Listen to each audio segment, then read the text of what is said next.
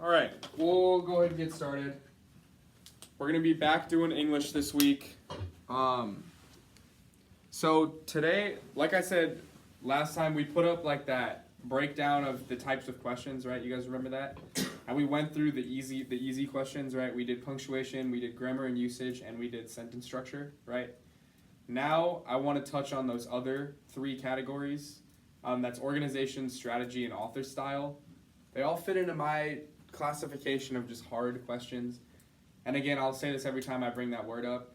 I don't actually mean they're harder. They just take more time. You have to be more careful with how you answer them. And now we're going to treat it as a process, not a rule, right? Does that make sense?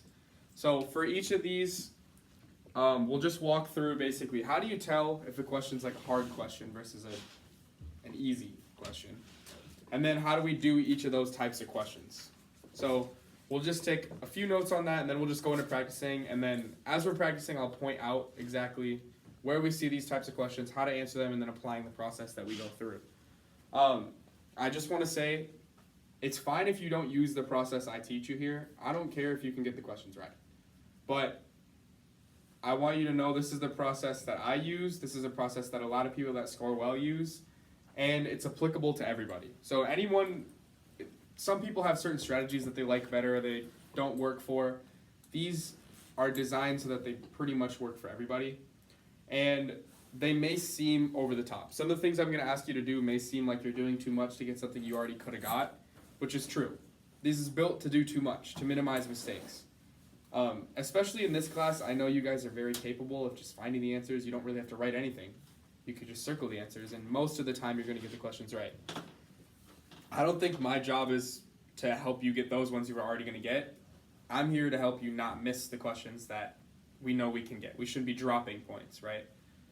So I just want to tell you, like, I know it's going to seem excessive, but just trust me. Just trust me, this works. This stuff works.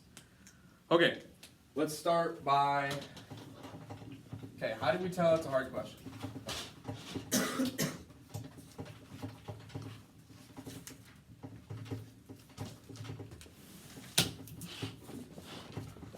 Okay. There's three different types, let's call them three different types of questions that you're going to encounter when we're looking at this category of question. There's basically going to be an A, B, and C here that I'll show you, and the process for each of them is different, but we're first just going to talk about what the question is. So the first one is a top-heavy question. Top-heavy.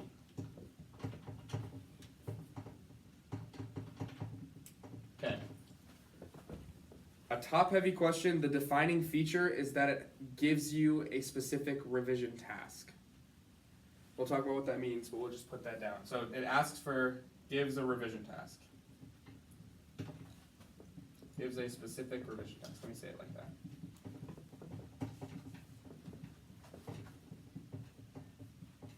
I'm actually going to underline the word specific because we're going to come back to that.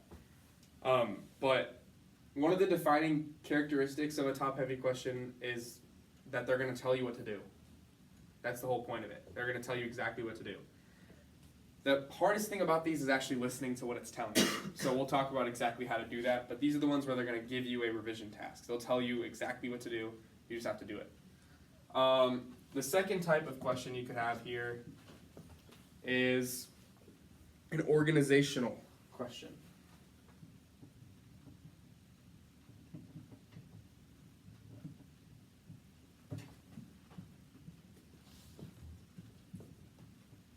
Okay. I think these ones are pretty self-explanatory, right? They're going to ask about, how do I want to say this? They're going to ask about changing the order of things, basically. They're going to, let's say it like that, yeah. Ask about changing, and they could ask about a few different things. They're going to change the order of, organization is a lot more than just words or just sentences, right? We can organize things in the way we organize our paragraphs, the way we organize words in a sentence, the way we organize our punctuation, how we're giving information. So this could be order of anything, really. So I'm just going to say, like words, sentences, paragraphs.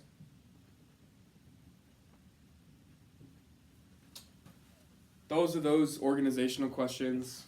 And then finally, these are really two different types, but the process to handle them go together.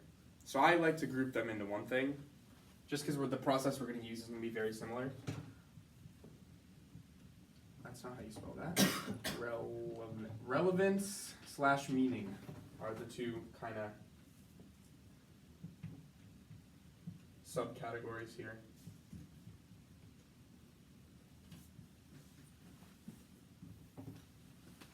The relevance / meaning. So these are pretty self-explanatory. These are named pretty well. They all are. They exactly tell you what they are. Relevance or meaning is basically going to ask if a... Okay, let's just put that down now. Okay, we're going to ask if a word, phrase, sentence, whatever it is,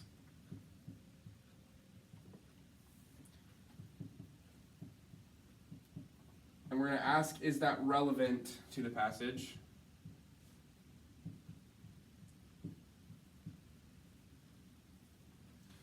And then a meaning question is basically going to ask if the passage meets a certain goal. That's the idea. Does the passage meet a certain goal?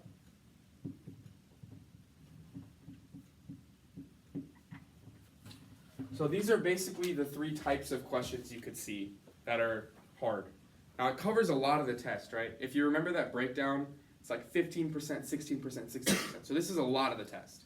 And the further on we get in the ACT in time, like when I took this test, you could expect 2 to 3 of these. Okay, maybe that's a little exaggerated. 3 to 4 of these per passage. Now, 5 to 6 is like common. So these are increasing in frequency too, just because they're not such gimmies. You have to think. I can't just give you a rule. You're gonna have to think and apply a process. It's kind of like problem solving. Now you have to solve the problem. So, yeah, we're gonna talk about how exactly to handle each of these now. Does everyone have this much written down? I was trying to stall as much as I could. Online, are we good? You have these written down? Okay, sweet. Oh yeah, okay. Does anyone need more time? I'm just going to make that clear now. Does anyone need more time to write it? All right, we'll move that. Okay, so those are the types of questions. Now let's talk about what do we do for each of them?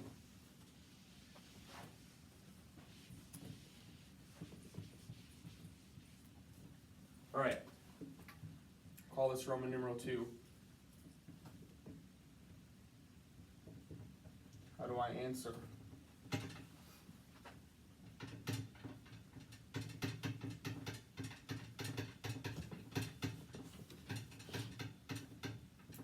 Okay, we know what they are, now let's answer them. We'll talk about the process for each of them. Okay, so starting with top-heavy questions.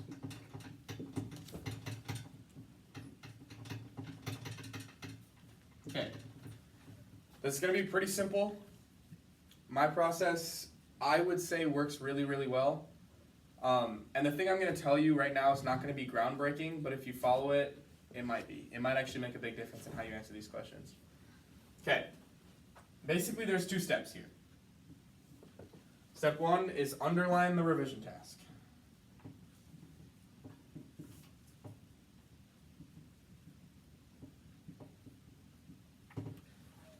I cannot tell you how important this is. I literally cannot stress the emphasis of this.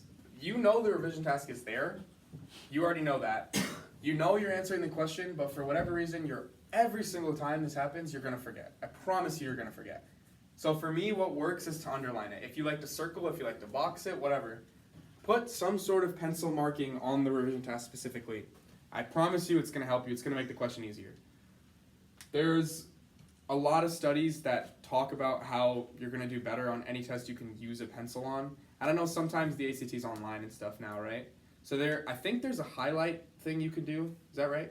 On the online ones, you can highlight it. So if you're taking it online, don't worry, you can still do this. But if you're doing it on paper pencil, it's even easier to do. Literally just use your pencil when you're taking the test. So the first thing you're going to do is underline the specific thing it's asking you to do. The next part, equally as important,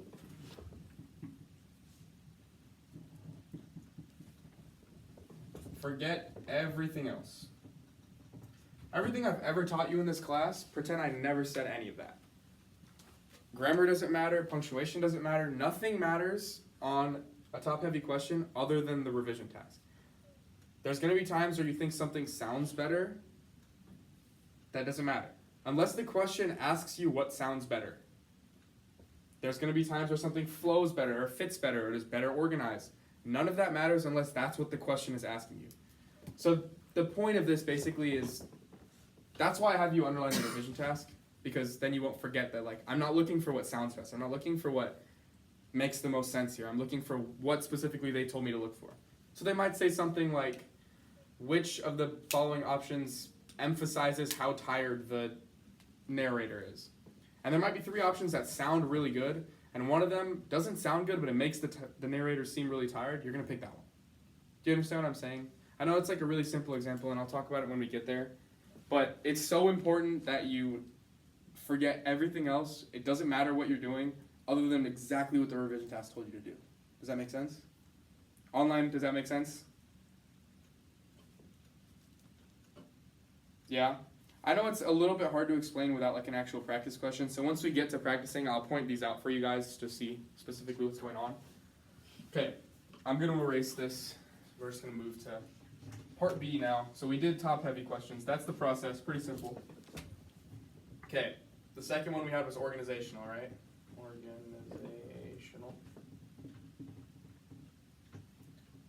Now this isn't exactly like a numbered list, because organizational questions kind of differ in the way that they are.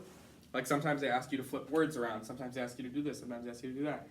So the things that I can tell you aren't exactly a process, but just like little starts. So use one of these to start the question, and then the rest of it you should be able to get by yourself. Let's say they give you a question where there's an entire paragraph, right? And they'll say sentence 1, 2, 3. Let's say it's 3 sentences. And they'll say which one of these most logically flows or something. And it'll say like, okay, 1, 2, 3, 3, 2, 1, 2, 3, 1, 1, 3, 2. And it'll tell you like 3 different orders of the way they want to try to write the paragraph. Well, it's kind of hard because you don't know like, okay, well maybe this one could go here, maybe this one could. It's like a puzzle, right? It's just you have to sit there and keep trying stuff. Well, instead of trying a bunch of things, that's not too bad when you have 3 sentences, but what if they give you the same thing and it's 5? Well, now you got to try about 100 combinations before you can figure out, right? So instead of that, the thing you can do to make that easier is look for pairs. Pairs that fit together.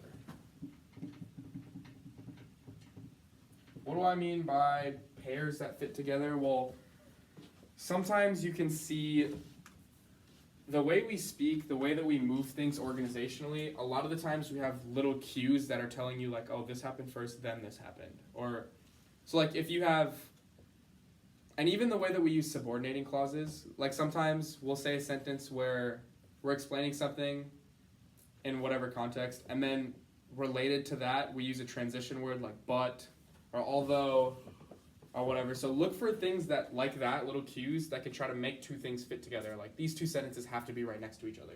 That makes it a lot easier. The other thing you can do is look for events that fit.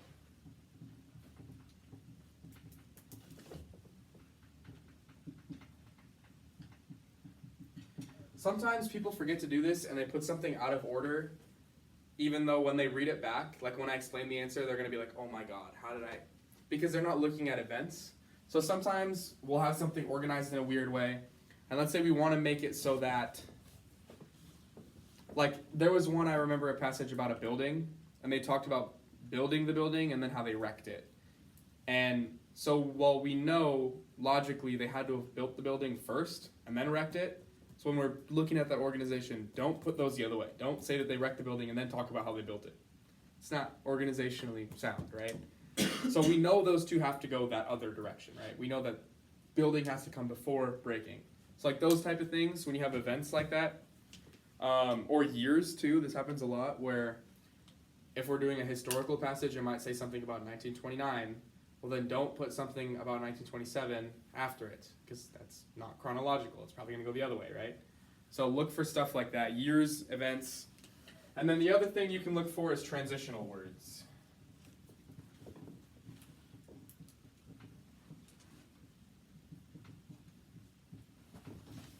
Now, transitional words, I don't always mean like but, also. A lot of the times, they give you a hint like the word first, or firstly. Well, that's probably going to go first in the paragraph, right? When you're opening something. Or they might say in conclusion, or like lastly, finally. Those type of words are going to go at the end, right? So look for those type of words to try to start and put things in order that way, and then you can move them around how you need to.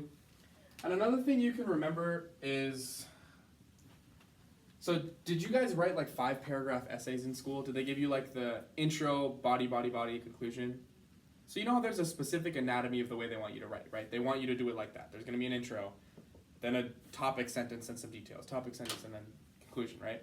There's like a specific anatomy that fits that way.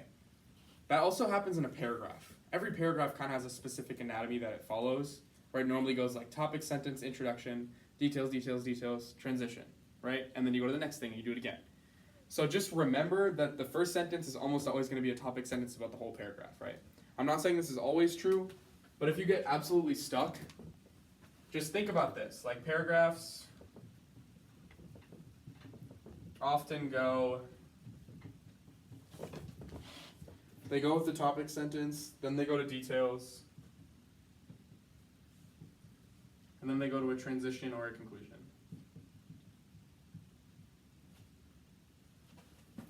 Whoa.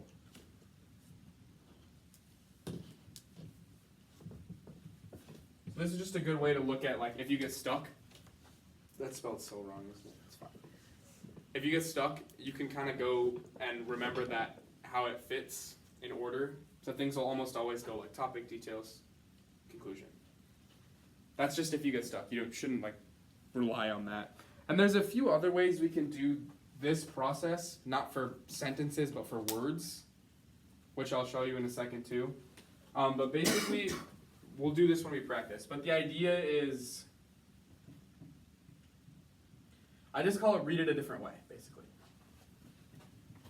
Read it a different way. Okay, what does that mean? Well, any situation where you have something organizationally, people sometimes just forget to do this. It's not really double checking your answer. It's not really like even confirming. If you just read it the way that the answer choices give it to you, one of them's going to stand out, and sometimes you'll realize, well, that's dumb. That doesn't follow this. So like what I mean, for example, let's say you have that question where it's asking you to put sentences in order. You're confused. You don't even know where to start. Okay, that's perfectly fine. Let's just read it in a different way. It has it written this way. Okay, let's use answer choice B. Answer choice B goes 3, 2, 1. Okay, let's read sentence 3 first. Okay, it says something about 1929. The next sentence says something about 1927. Okay, that's silly. That doesn't fit for events, right? So that one's crossed out. So this is kind of a way of process of elimination by just plug the answers in, basically. Read it in those different ways, and then you'll probably stumble on something that'll help you. So this is another last resort where, especially on organization, don't feel defeated. You can always find it out. You can always figure it out. So don't feel defeated on these, ever. Does this much make sense? I know this is pretty simple process. This much makes sense to you guys? Online, you get it? Okay. Sweet. All right, last ones. That's our relevance and meaning.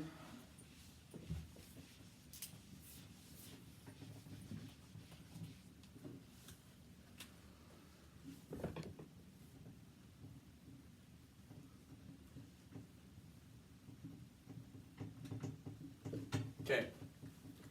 The idea with this, there's two different things you can do, basically.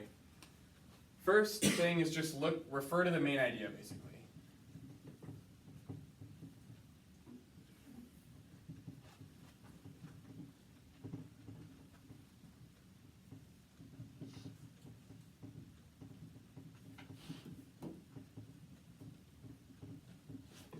We're going to talk about a little strategy that helps a lot too, that has to do with the second thing.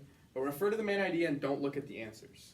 So when you stumble upon a relevance or a meaning, don't look at the answer choices, almost like cover them up with your hand. Just read the question and it might say like, if the author were to delete this word, the essay would primarily lose what? Okay, cover the answers.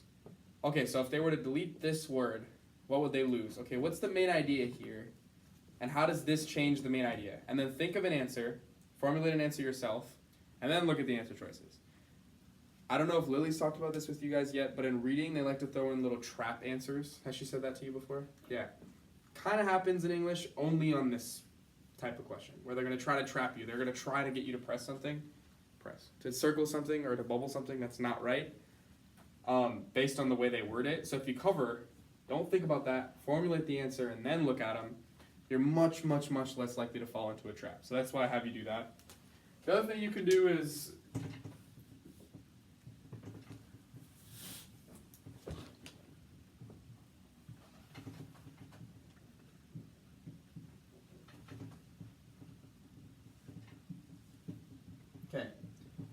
if they're asking you the relevance or the meaning of a certain word or a phrase, imagine without that word or phrase there. So let's read the thing again, but just pretend that's not there. Okay, what's different? What changed now that that's not there? Or maybe it's adding. Okay, well, what's different now that I added it there? So like it actually helps to just sit there and imagine exactly like, okay, if I were to put this here, what actually changes? Like what actually made a difference here? Does that make sense? I'll show you again once we get to practicing. Online, does that kind of make sense what I'm talking about? These are really hard to explain without doing practices, so we'll move into actually doing them, and then I'll explain more clearly. And then as we go on, I'll just give little tidbits of information on how to do these, but basically I want to just jump into practice, and from there we should be able to start actually being able to apply these, and these all make sense. I know that wasn't my best explanations on stuff, but it'll get better. Okay, so this is the book we're going to be working with. Let's go to page 598. That's where we're going to go. The bottom of 598, there should be passage 2, Nature Meets Art. That's where we're going to start. We're going to go through just one passage, so we'll finish from question 16 to question 30. And I want you to keep in mind these strategies, but pretty much take the test as you would. And then we'll talk about the specific questions that fit these categories, how to apply our strategies on these just so you can see them in practice. And then if you guys have questions about other things that aren't like these, then that's perfectly fine too. We'll talk about those, but as for timing, I'll give you the full 9 minutes if you want them today. So you can have the full 9 minutes for this one, and then I'll try to push you a little bit more for time on a few later. The clock is right there. Can you guys see that okay online? That stopwatch? You can see it behind me? I hope so. Everyone can see it? Can you guys see it? Everybody in here can see it? All right. All right, 9 minutes. We'll stop at question 30.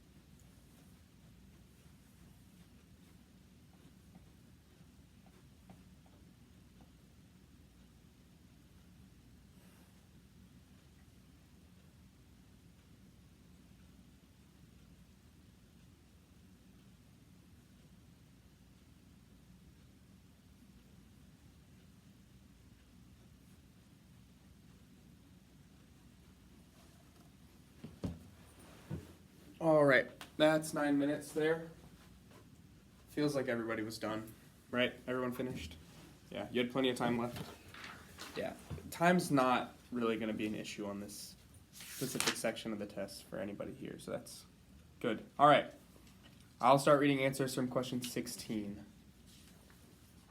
All right, 16 was J, 17A, 18G, 19A, 20H, 21A, 22J, 23C, 24F, 25B, 26J, 27D, 28H, 29B, and 30G. Okay, before I open it up, let's go look at some of the ones that are like the ones we practiced today in class. For example, question number 25. So question number 25 says, if the writer were to delete the preceding sentence, the paragraph would primarily lose a statement that what? Okay, so it's basically asking what happens if this wasn't here? That's asking the relevance or the meaning of that specific sentence, right? So this is a relevance meaning question. The strategy I would apply here is to imagine without, right? So the sentence previous says, humidity is electronically monitored, the soil is constantly replenished with nutrients, and the sunlight is filtered through whatever and designed to mimic blah, blah, blah. Okay, before I look at the answers, I would say from that, if that wasn't there and I read the same paragraph, I would just lose an understanding for how hard this is. Like, there's so much detail, basically. I would just say there's a lot of detail. That's what my mind would say before I looked at the answers. Okay, now let's look at the answers. A says, explains why good air quality and healthy soil are necessary. Is that what that sentence says? I feel like probably not, right? I mean, it says that, but that's not really the relevance of it, right? B says, illustrates how much effort is required to ensure that the exhibit survives in an urban setting. That's pretty similar, right? I mean, a lot of this is talking about how serious this stuff is, how much you need, how much effort you need to maintain. So I think that one makes a lot of sense. And then C describes how the greenhouse is more important than the nurse log. Well, that's definitely not what we're saying here. And then D emphasizes how difficult it was for Dion to build the greenhouse. I could see how you would go for that, but I think you'd be reaching a little bit because I don't think this sentence has much to do with specifically Dion building a greenhouse here, right? Yeah, so B is the best answer there. Does that make sense how the thought process worked there? We imagined without, okay, well then, what does this mean? And then we were able to find the answer. Does that make sense? Okay, 26 is another one. This one's organizational, right? It's asking, what order should we put things in, basically? It's having you shift the word, or not the word, the phrase in the middle of a busy city. And this one, you can just read it in different spots and you can understand right away. So if you were to say, for Dion, the amount of work in the middle of a busy city required, I mean, you can feel that that's not right. So when you go through, you'll eventually read J, and if you put it after the word ecosystem, the sentence reads, for Dion, the amount of work required to sustain this ecosystem in the middle of a busy city. That makes the most sense. So J would be the best there. And then 29 and 30 are pretty important ones because these ones, question 30 especially, almost every passage ends with a question exactly like question 30. We'll talk a little bit more about that one, but quickly I want to mention 29 also. 29 is another example of an organizational question. This is exactly where we want to look for a pair. This is the perfect time to be looking for pairs when you want to stick a sentence to another one. So yeah, in paragraph 2 is the only point where we're talking about something even related to the sentence being added, so 29 is definitely B there. And then 30. This is super important. When you read a question like this, where it says, would the essay accomplish this purpose? Would the essay meet this goal? Would something like that, the last question of a passage normally? Don't look at the answer choices. The first thing you should decide is yes or no. First, figure out yes or no. So if I read this question, suppose the purpose had been to describe how one artist uses a work of art to educate people about an issue the artist feels important. Okay, So would we say this essay accomplished that goal? I would say totally. I mean, this is specifically talking about Dion and what he did to make that something that he's passionate about, right? So I would say yes. Here's the important part. If you think yes, don't even read answer choices H and J, just cross them out right now. The ones that say no, don't even read them. This is a great way to get you with trick answers. If you know the first thing is yes or no, eliminate the other two, don't even read them. They're going to try to get you, just don't even read them. It's going to confuse you. So let's just keep it simple. If I know yes, let's just read F and G, and then pick the better one of those. F says yes because it describes how Dion saw the local forests were being destroyed, and then decided to make a sculpture out of a fallen tree. That's not what happened here, right? That's not at all what this passage was about. G says yes because it describes Dion's nature-based installation and explains the message that he hopes to convey. That makes more sense. That's what's happening here, and that's what this passage is about. So G makes more sense here. I wouldn't even read H and J. But if you know the answer, just don't read more stuff. It's going to confuse you. Does that make sense? Okay. Those are the ones that fit our patterns. Does anyone have any questions or ones that they got wrong and just want to talk about from other than just those? Like the front half, basically. They loaded all of the hard questions on the back.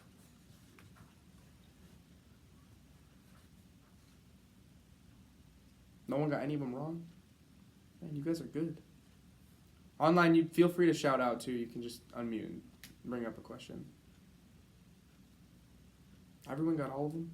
Did everyone? Can you explain 19? I was about to say that. I was like, no way, everyone got 19. That's a hard question. That's a really hard question. Okay. So 19 says, the sentence reads at the moment, Dion found the log, part of a western hemlock, lying in a Washington forest, blah, blah, blah, blah, blah. Okay. So the options are lying in, laying in. So everyone eliminated B and C, right? It doesn't make sense to say laying within or lying with. We want to say in, right? In a forest. So it's between A and D. The distinction we're looking for here is lying versus laying, right? We don't know the difference between those.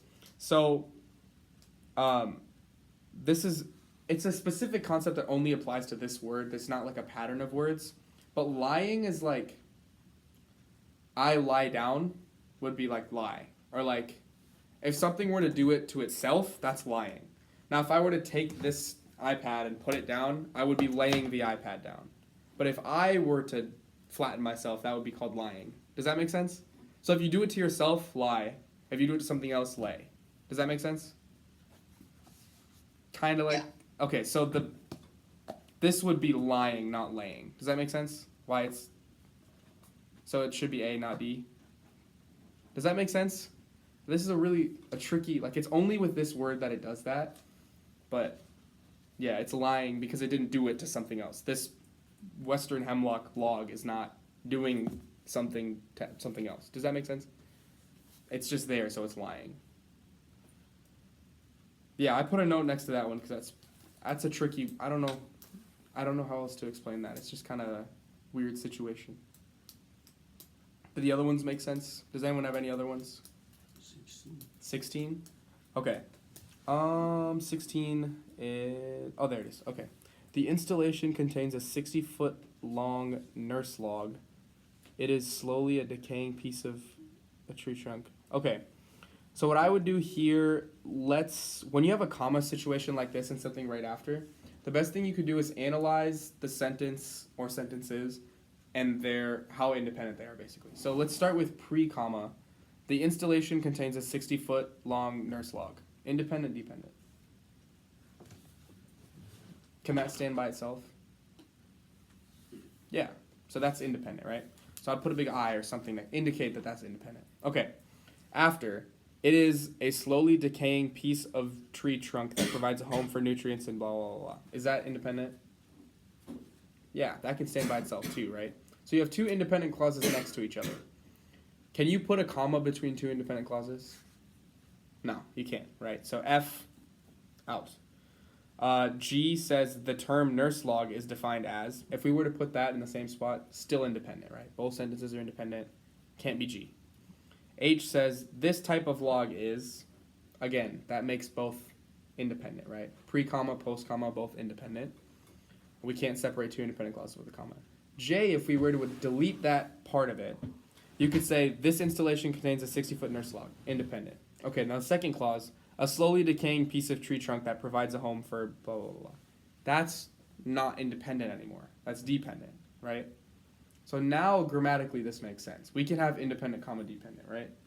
But what we can't do is have two independent clauses and separate them with a comma. So this is just a test of that rule basically, where if you have two independent clauses and you put a comma in between them, that's called a comma splice. Have you guys heard that term before? It's like I don't really care if you know what it is, but it's a really common mistake that it's so common that it has a name that like if you do that it's a splice. You can't separate two things like that with a weak punctuation mark like that. Excuse me. Does that make sense now though? Okay. If you get a comma question like that where it's two clauses, just analyze the two clauses and then apply the rules you know. That's normally the way I would do that. Okay, does anyone have any other ones? Online, you're always free to shout out.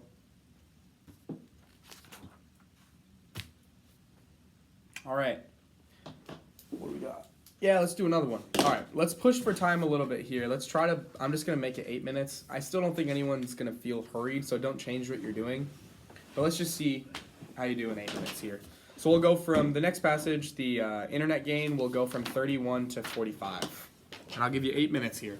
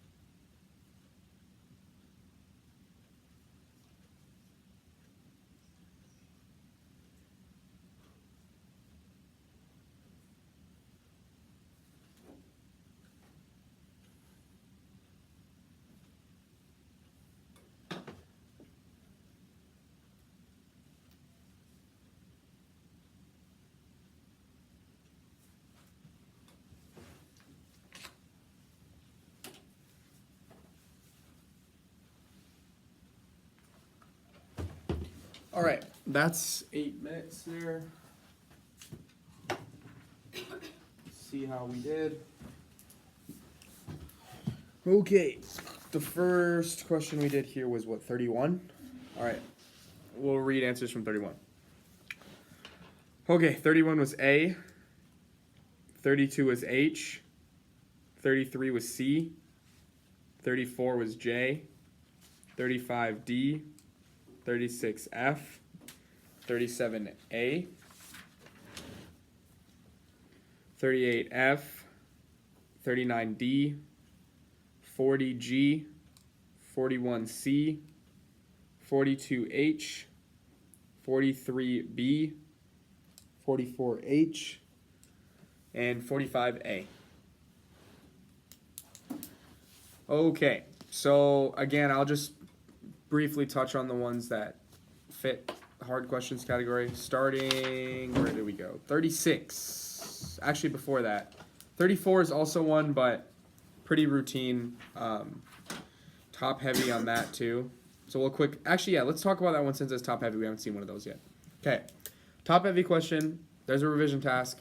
Focus on that. Forget everything else, right? So it's giving you a revision task. Which of the following statements would provide the best transition to the discussion of the browser? Okay, we don't care about what it sounds like. We don't care about anything. We need the one that's the best transition. That's what we're focusing on, the best transition here. Okay, so we went from the first paragraph is talking about the web, the World Wide Web, popularizing of it, all this early stuff. And then we just introduced Mark Anderson. Okay, the next paragraph talks about Anderson himself and his background, right? And then what he created. So the only one that transitions here, the best transition, is J. So that's why it's that one. 36, again, top heavy, right? Which choice most strongly conveys that Anderson developed a strong affinity for the internet? So we're looking for something that develops an affinity. We want him to show like an excited word here, right? So F says became enthralled. That's pretty expressive, right? But the other answers just say like first gained access, spent many hours, saw the utility. None of those express affinity other than being enthralled, right? So that's why it's F. It's a good example of like a word choice question. And then I'll quick mention if you want to write these down just so you know and they relate to your notes, but I don't have to go over them. 39 was organizational. 40 was relevance meaning. 42 was relevance meaning. And then 45 was top heavy. So those are just some other examples of stuff that we talked about with the processes. And if you guys ask about those, we can cover them, but I don't want to like waste your time and take away if you guys have actual questions. Okay. What do you got? 40. Okay. Yeah, 40 is a relevance question, so we'll do that one quick. Okay. At this point, the writer is considering adding the following phrase. Adding much needed visual appeal. Okay, let's read the situation here. Mosaic was easy to install. It worked on every operating system. It was the first browser to display pictures and text on the same page.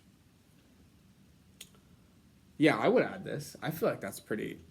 I don't really understand why, like, what does that mean?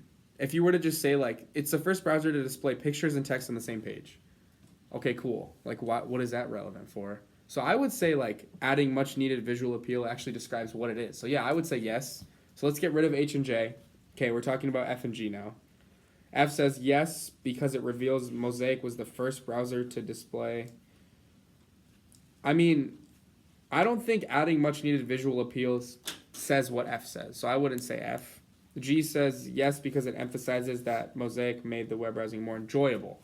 Well, that fits in with having visual appeal, right? So that I would pick G there. Did you get yes or no right? You said yes? I said yes, but I didn't answer the question. Okay, I got you. Yeah, G I think makes the most sense there. Does the process make sense now though? Yeah. Okay, sweet. Did anyone else have others? 41. 41? On 32, I didn't know on that one. I didn't think it was H because I didn't think you could start a sentence with because. I don't know if I touched on this class. I know I said it. I think I said it in the other room actually, but You can start a sentence with because, you can start a sentence with and, you can start a sentence with all those things that your English teachers can tell you is not true. You can start a sentence with those words. It's just you have to be careful with how you punctuate it. So for example, that's what, you know when I say the word like subordinating clause, you've heard me say that before? That's what I'm talking about. So like you can have a situation where like when two phrases fit together, we add a word like because or and to make it subordinating. So let's say, I always talk about going to the store with examples. So let's say I'm talking about going to the store. I have two things, and I say like, I went to the store, I picked up some eggs. Okay, those are two sentences, fine, right? Let's say I want to put them together, and I want them to relate. So what if I said, well, because I went to the store, I picked up some eggs? Do you see how that sentence still makes sense? But all I did was add a word to make the first clause subordinating. So now I can say, because I went to the store, comma, I bought some eggs. Does that make sense? So you can start a sentence with because and whatever. It's just you have to make sure you put the comma in later because that's a subordinating clause. Does that make sense? Yeah, that makes sense. Okay, awesome. Yeah, so H makes the What was the other question? Someone had said another one. 41. 41. Okay.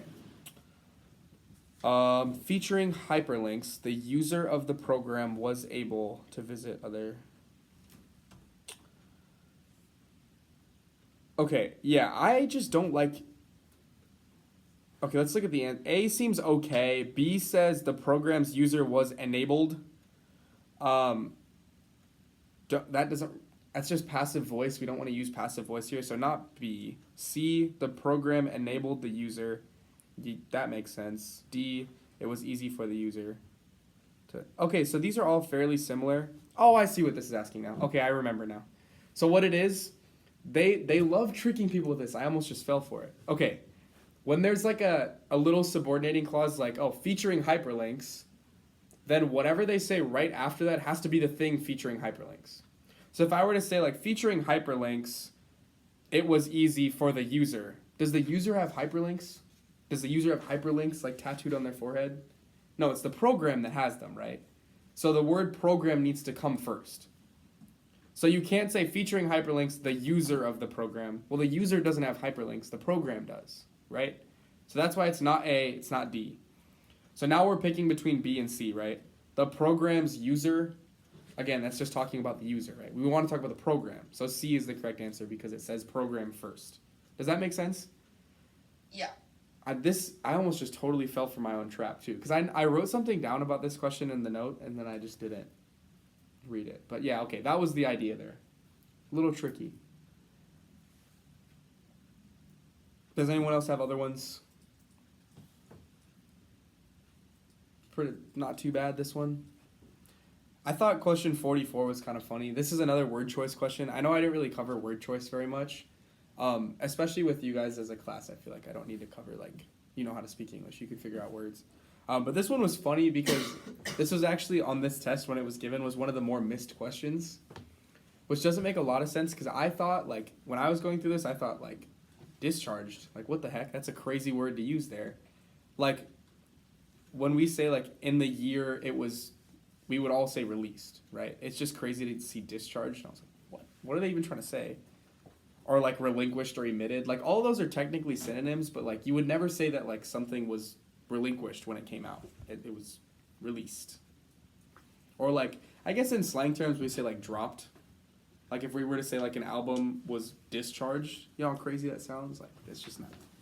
But yeah, that was a really highly missed question for some reason. But okay, if no one has any others, I'll let you guys go on break and then Lily will be in here soon talking about reading.